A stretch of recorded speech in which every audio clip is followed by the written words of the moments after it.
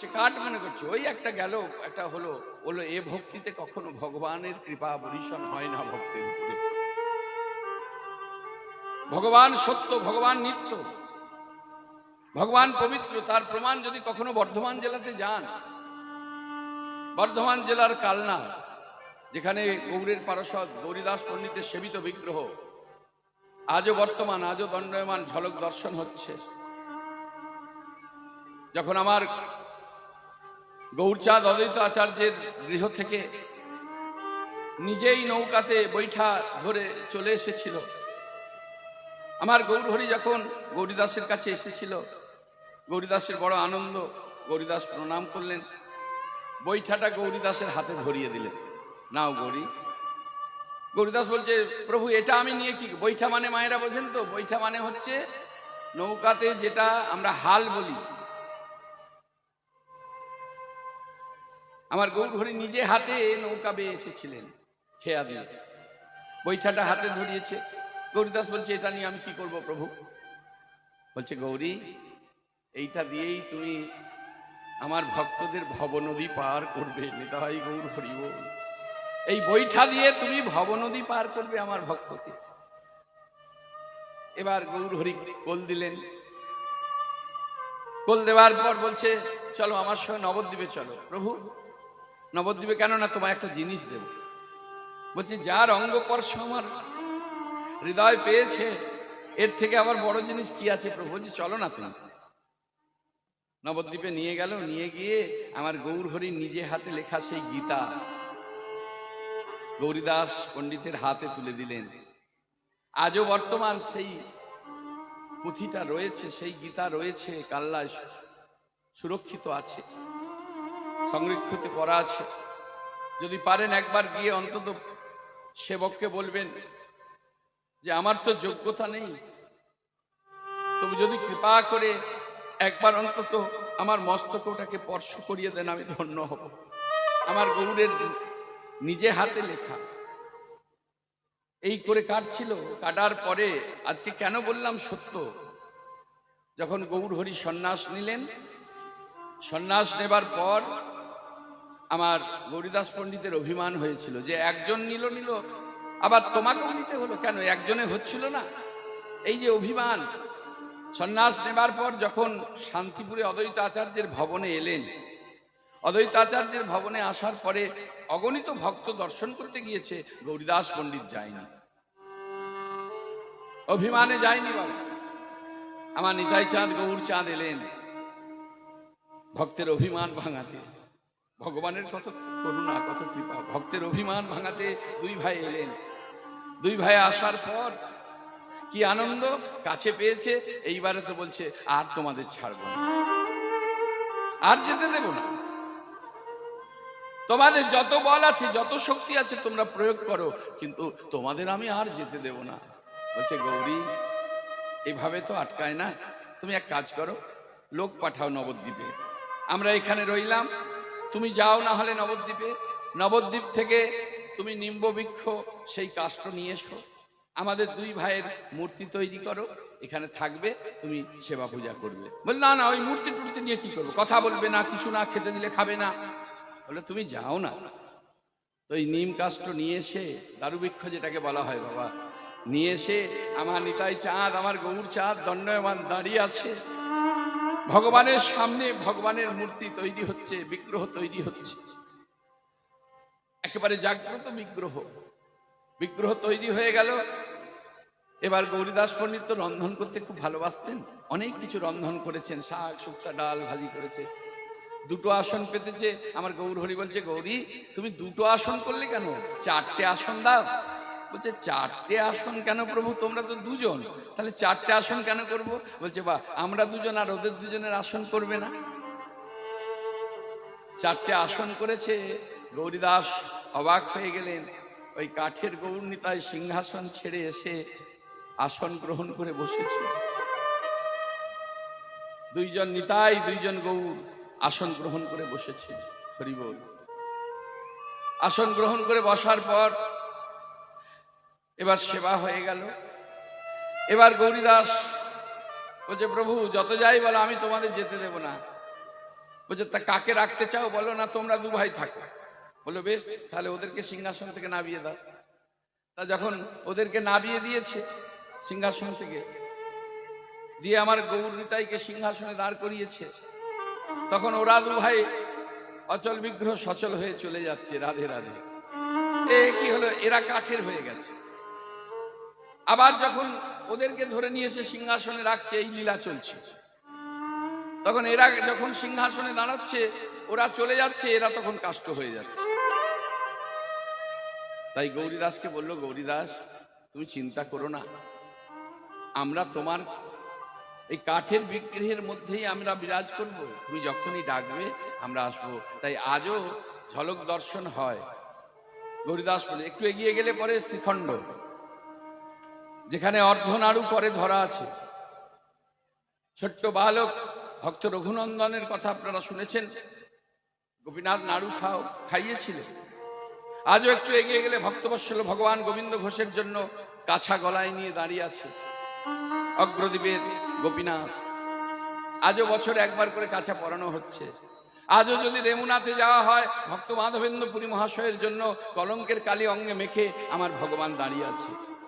তাই বলছে ভগবান, আমি কাঠের মধ্যে থাকি, আমি পাথরে থাকি, আমি মাটিতে থাকি, আমাকে ভক্তির বাঁধনে যদি ভক্ত বাঁধতে পারে, আমাকে ডাকার মতো ডাকতে পারে, আমি কাঠ থেকে বেরিয়ে আসি, আমি পাথর থেকে বেরিয়ে আসি, আমি মাটি থেকে বেরিয়ে আসি। আর ডাকার মতো ডাকতে না পারলে সারা জনম ওই ভক্তের কাছে পাষাণ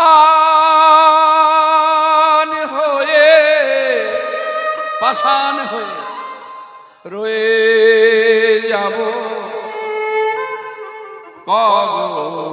কগনায়ার কথা। আমি পাষাণ হয়ে রয়ে যাব কগনায়ার কথা। আমি পাষাণ হয়ে রয়ে যাব কগনায়ার কথা। আমি পাষাণ হয়ে রয়ে যাব কগনায়ার কথা। আমি পাষাণ হয়ে রয়ে যাব কগনায়ার কথা।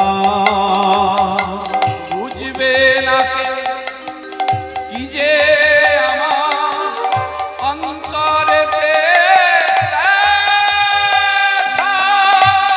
বুঝবে না কেউ কি যে আমার অন্তরেতে ব্যথা। বুঝিবে না কেউ কি যে আমার অন্তরেতে ব্যথা। আমি পাষাণ হয়ে রয়ে যাব কগনায়ার কথা।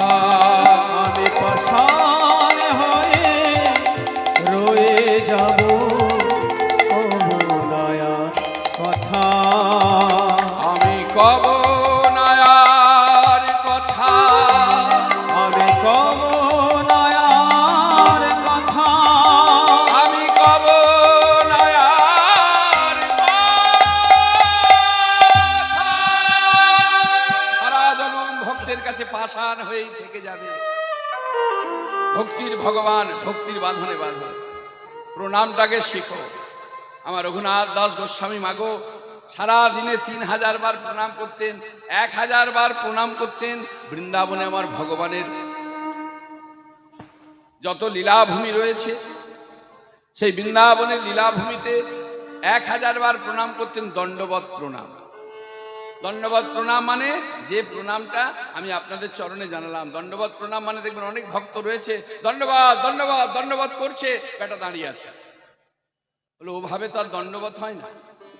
দণ্ডবাদ মানে একটা লাঠি হাতে ধরা থাকবে, সেই লাঠিটা যেমন হাত থেকে ছেড়ে দিলে পরে আছাড় খেয়ে মাটিতে পড়ে যায়, তেমন ভক্ত যেদিন সাধুগুরু বৈষ্ণব দর্শন করে ওইভাবে আছাড় খেয়ে মাটিতে পড়ে যেতে পারবে, সেদিন ভক্তি জীবনে তার ভক্তির সঞ্চার হবেই হবে, এহ সত্য।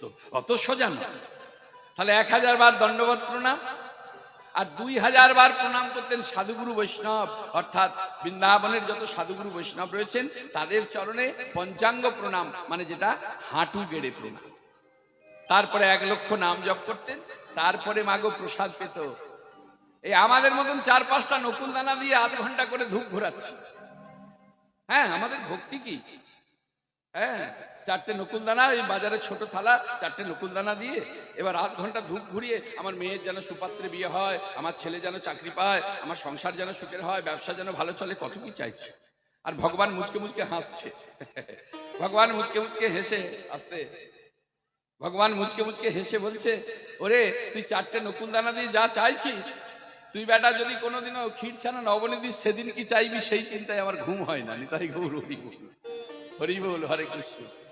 বলো ভক্তি যার ভগবান তার, কিচ্ছু লাগে না। মন তুলসীতে একটু ভক্তি চন্দন মিশ্রিত করবে, পার্থিব জগতে তুলসীও না,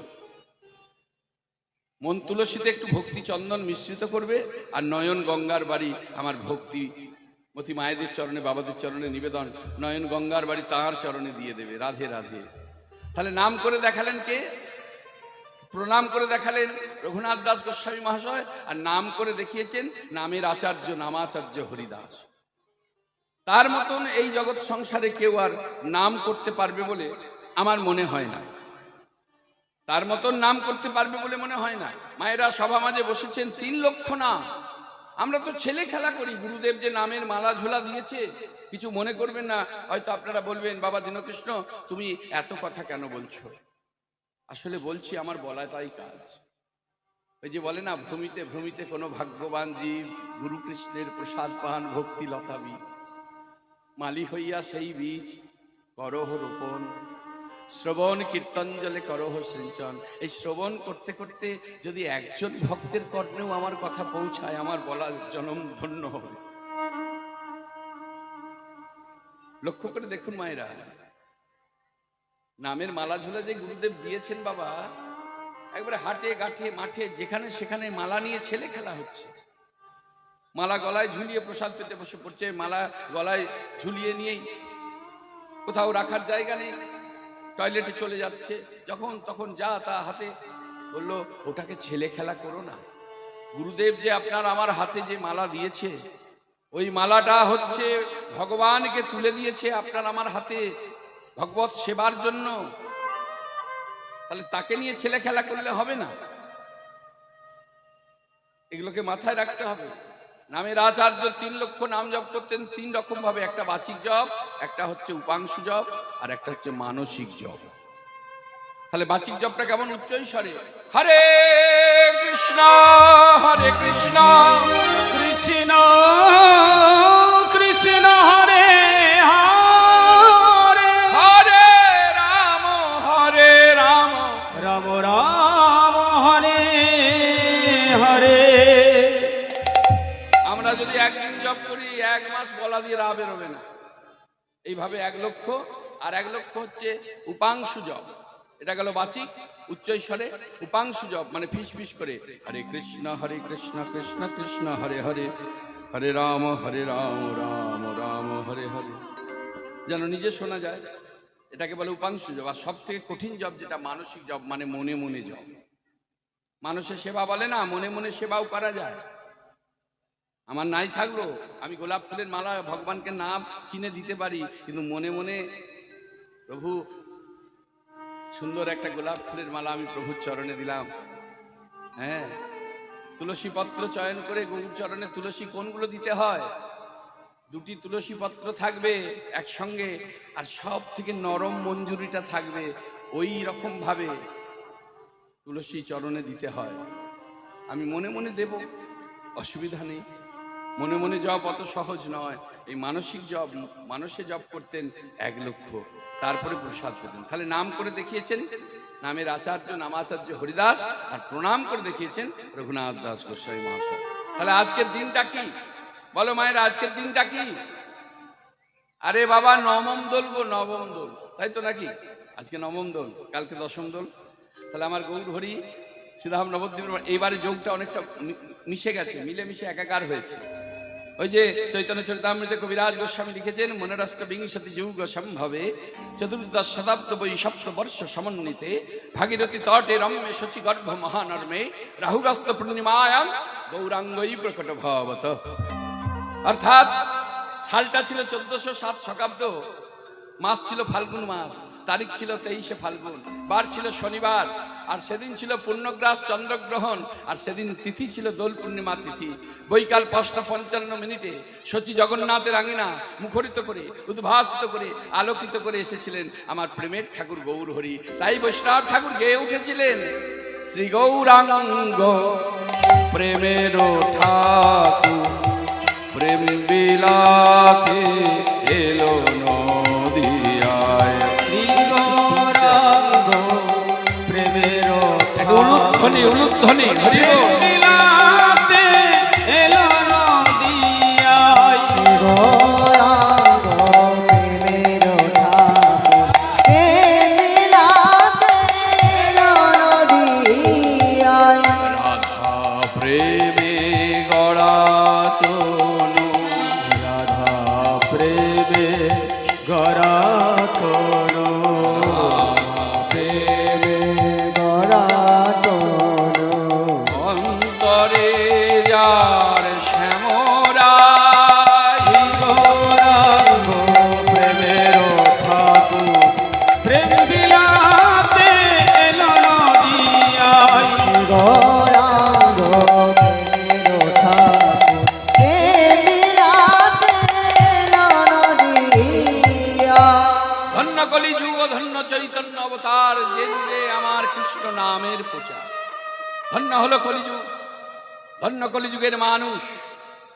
আমাদের মতো প্রতিজীবের দিকে হাত বাড়িয়ে বললে এসো, আর তথার্থ ভক্ত জিজ্ঞাসু সংসার তাপে দগ্ধ মানুষ, বলো শান্তির চিরশাশ্বত বাণী, মুক্তির আকণ্ঠ নাম। 16 নাম 32 অক্ষর, গোলক বাগান শূন্য করে নিয়ে এলেন কিশোরীর ভান্ডারের সম্পদ। কিন্তু আমাদের কেউ নিল না। আমরা আমার গৌরহরিকে চিনতে পারলাম না। আজকে আমার গৌরহরি আমরা প্রথম পদে আস্বাদন করেছি, কৃষ্ণ কৃষ্ণ বলি গোরা কান্দে ঘনে ঘনে।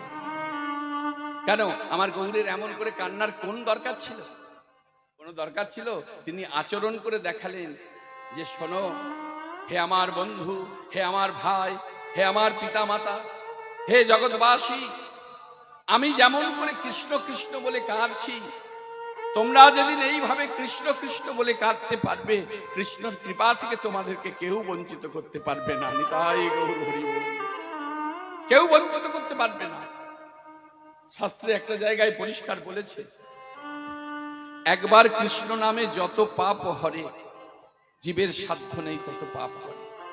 আপনারা বলবেন বাবা দীনকৃষ্ণ মিথ্যে কথা গো, মিথ্যে কথা। জীবনে কত নাম করলাম, কত জায়গায় নাম শুনতে গেলাম, হরি বল বললাম হেমদণ্ডে বাহু তুলে, তাহলে আমার এত যাতনা, এত যন্ত্রণা, এত কষ্ট কেন? বৈষ্ণব ঠাকুর বলছে কেন যন্ত্রণা, কেন যাতনা জানো? কৃষ্ণ নামে পাপ দূরীকরণ হয়, ইহ সত্য। কিন্তু তুমি যেভাবে বলছো, আমি যেভাবে বলছি, কোটি জনম ধরিয়া যদি করো নাম সংকীর্তন, তথাপি না মিলবে ব্রজের নন্দের নন্দন। হরি বল। হ্যাঁ, বলছে তাহলে এত বড় মিথ্যে বলার কি? একবার বলছো একবার কৃষ্ণ নাম করলেই মিলবে, আবার বলছো যে কোটি জনম ধরে নাম করলে তার কৃপা হবে না, তাহলে মিথ্যে কেন বলছো? বলছে শোনো, তার পরি নামে বললেন, হেন কৃষ্ণ নাম যদি লহ বহুবার, তথাপি না বহে যদি তোমার প্রেম ও সুধা। আমরা অনেক কান্নাকাটি করি, বিষয় বৈভব নষ্ট হয়ে গেলে কান্নাকাটি করি, কেউ ব্যথা দিয়ে কথা বললে কাঁদি। কিন্তু আমার হা কৃষ্ণ হা গৌর বলে দুঃখটা চোখের জল ফেলার মতো এই জগৎ সংসারে কোনো বন্ধু পাই না গো। কিন্তু আমার গৌর হরি বলছে, তোমরা যদি আমার মতো করে কৃষ্ণ কৃষ্ণ বলে কৃষ্ণ প্রেমে পাগল হতে পারো, কৃষ্ণ নাম বলতে পারো, কাঁদতে পারো, তাহলে অতি অবশ্যই আমার কৃষ্ণের কৃপা হবেই হবে। তাই আজকে আমার গৌর হরি শুধু তাই নয়, আমার গৌর হরিকে দেখে নদিয়ার নাগরী বলছে, দেখলাম কৃষ্ণ কৃষ্ণ বলে তো কাঁদছে বটেই, শুধু তাই নয়, সুগন্ধি সুগন্ধি সুগন্ধি চন্দন ঘোরা। আমার গোরা এই মায়ের একটু উলুধ্বনি নিতাই গৌর হরি বল।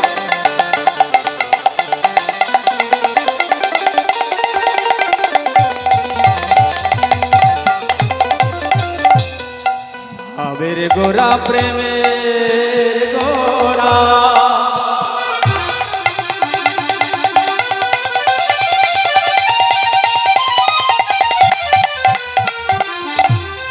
গোরার কি ভাব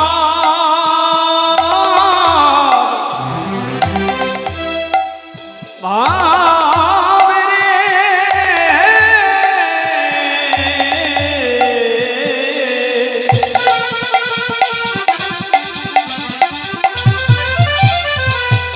পুরবের ভাবে বিভোর হয়ে সুগন্ধি চন্দন গোরা গোরা নাহি মাখে গা সুগন্ধি চন্দন গোরা নাহি মাখে গায়। আবার ধুলায় ধু সরয়ঙ্গ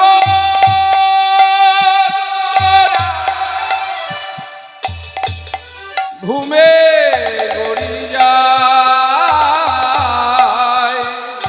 ওই ধোলায় ধূসরয়ঙ্গ গোরা ঘুমে গড়ি যায়।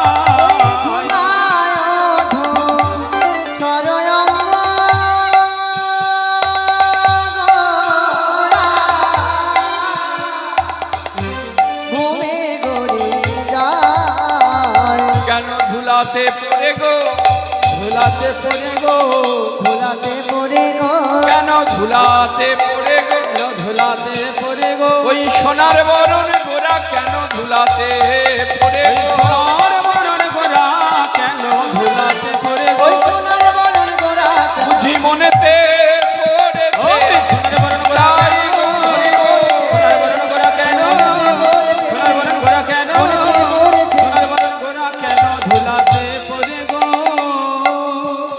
আজকে আমার গৌর হরি শিক্ষা দিলেন নিজে আচরণ করে, কিন্তু আমরা মানেটা আলাদা করি। একটা কথা আছে না যে মুখে বলো হরি বল, মাগুর মাছের ঝোল আর ভোর যুবতীর কোল।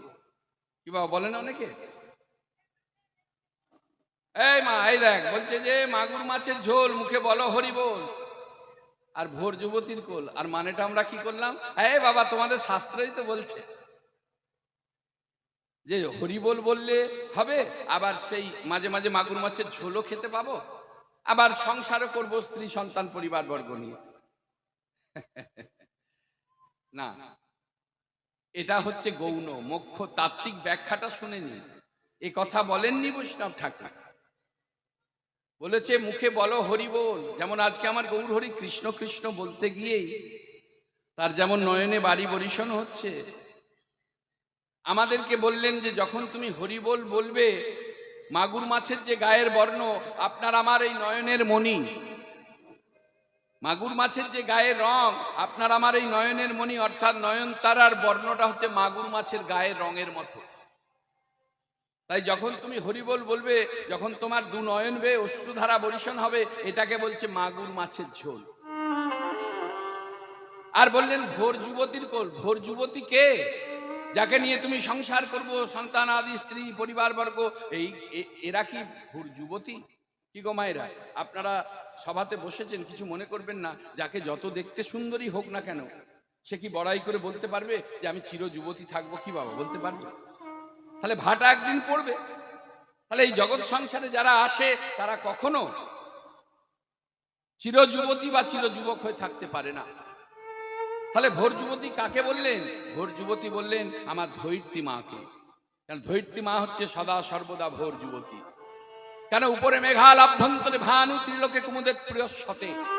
ভালো করে শুনবেন কথাটা, ব্যাখ্যাগুলো ভালো করে শুনতে হবে, মাথার উপর দিয়ে বেরিয়ে গেলে হবে না। আমি চেষ্টা করছি গোদা বাংলায় বুঝিয়ে দেয়, আমি খুব কড়া ভাবে বলছি না, লক্ষ্য করে দেখুন, কারণ সকলের পক্ষে কড়া ভাবে তো বোঝা সম্ভব নয়। তাহলে বলছে যে উপরে মেঘাল আভ্যন্তরে ভানু ত্রিলোকে কুমুদের প্রিয়র সাথে, মানে উপরে মেঘ, মাঝখানটা ফাঁকা, আর ওই মেঘ যখন বরিশন ঘটায়, মেঘ যখন বরিশন ঘটায় তখন সেই জল কোথায় পড়ে? ধরতী মায়ের বক্ষে। আর যখনই ধরতী মায়ের বক্ষে জল পড়ে, আমার ধরতী মা হয় গর্ভাবতী। গর্ভাবতী হওয়ার সাথে সাথে কি হয়? সারা বিশ্ব শস্য শ্যামলায় ভরে ওঠে। আর যদি মা ভোর যুবতী না হতো, চির যুবতী না হতো, তাহলে আমরা খেতে পেতাম না, আমাদের না খেয়ে মরতে হতো। তাই যুবতী যদি এই জগৎ সংসারে থাকতে হয়, আমার ধরিত্রী মা।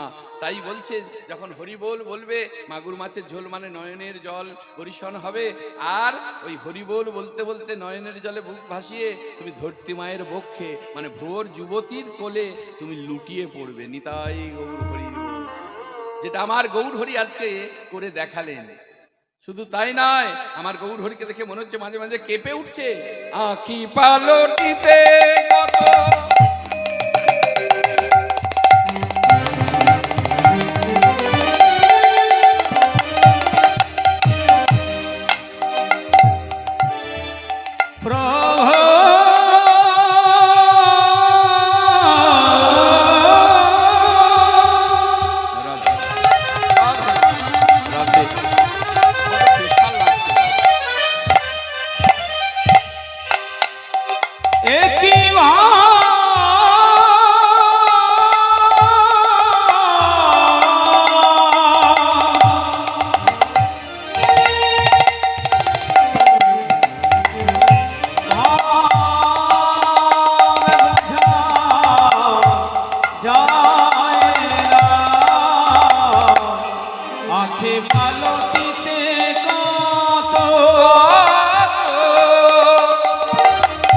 যুগ হেন মানি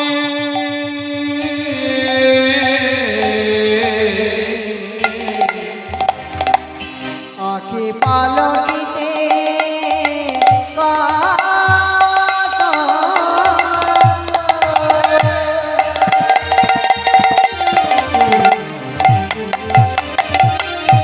যুগ হেন মানি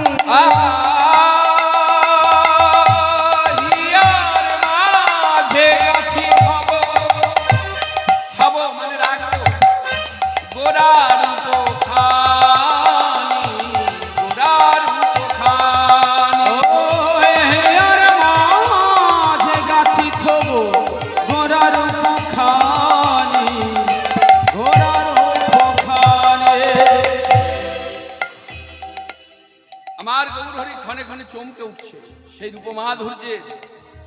বর্ণ আজকে মাটিতে পড়ে গড়াগড়ি দিচ্ছে, ক্ষণে ক্ষণে চমকে উঠছে।